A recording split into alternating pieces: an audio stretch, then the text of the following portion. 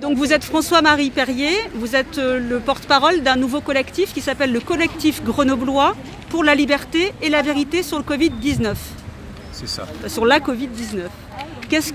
Quel est effectivement votre engagement? Pourquoi vous vous êtes rassemblés aujourd'hui, alors certes en petit comité, mais sur la place de Verdun, face à la préfecture? Oui. Eh bien, je vais vous lire en fait les valeurs, les objectifs de ce collectif qu'on a rédigé ensemble brièvement hier. Tout d'abord, c'est informer sur les faits et chiffres réels et les perspectives en termes sociétals et de santé de l'épidémie du Covid-19 par des sources compétentes, non liées au gouvernement et au lobby pharmaceutique. Ça, c'est capital. Interpeller la presse, les élus, les forces de police, les acteurs juridiques, les enseignants, les artistes et les intellectuels sur le changement de société qui traverse la France et le monde et les pousser à la prise de parole et à l'engagement. Mettre en garde la population sur les mesures inefficaces et liberticides mises en place. Alerter sur les collusions gouvernement, monde des affaires et lobby. Réaliser une veille médiatique internationale, ça c'est très important. Apporter des informations et relier des voix passées sous silence par les grands médias, parce qu'en fait tous les médias sont privés en réalité, contrairement à un peu à l'idée qu'on a. Ils sont absolument tous privés, donc en tant que tel ça doit nous interpeller, c'est fondamental. Mettre à jour les graves contradictions du gouvernement dans la gestion de la crise. Défendre la liberté d'expression et combattre la censure, ce à quoi on assiste depuis le début, c'est-à-dire qu'il y a eu beaucoup de contradictions, des mensonges, des manipulations dans l'information du gouvernement, avec vraiment une forme de criminalité par rapport au scandale des EHPAD, mais pas uniquement. On savait que le protocole de Dr Raoult fonctionnait, ça a été autorisé puis interdit. On a donné du Rivotril, bon, c'est vraiment quelque chose de très très grave. Et plus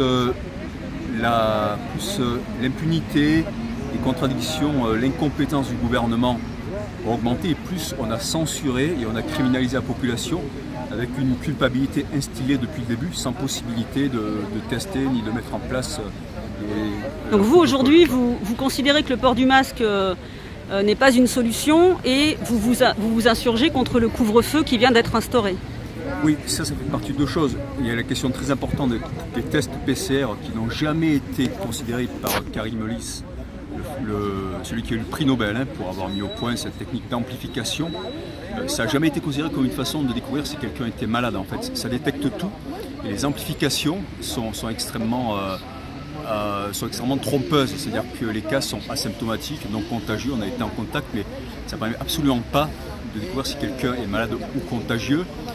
Et c'est intrusif, donc il y a des erreurs, c'est intrusif, c'est dangereux au niveau de la paroi hémato-encéphalique. Et, voilà. Et ensuite il y a la question du vaccin.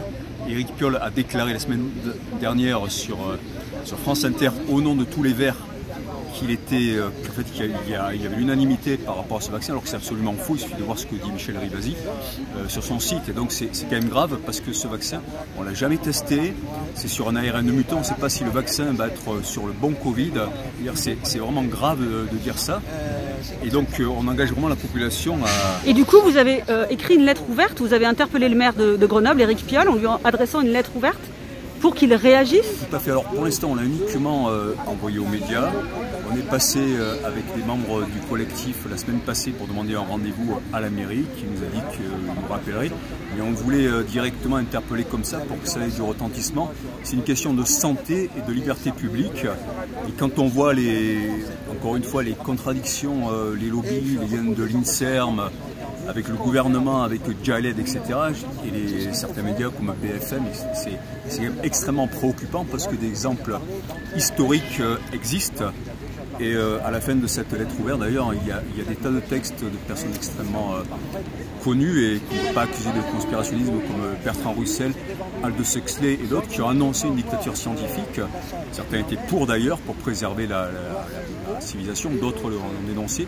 Ce sont des personnes qui étaient au fait, vraiment, des orientations données au monde après la Deuxième Guerre mondiale.